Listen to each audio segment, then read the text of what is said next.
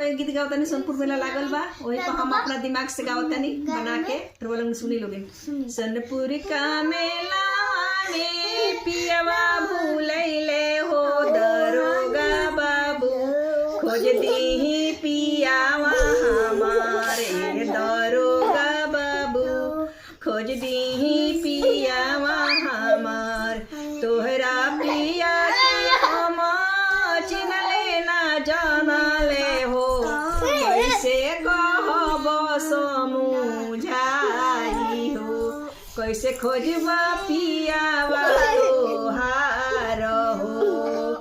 समली सूरतिया रे उनकर मोहनी मूरतिया हो, गलवा में सोना के चैन हो, वे हवन पियावा हमार हो।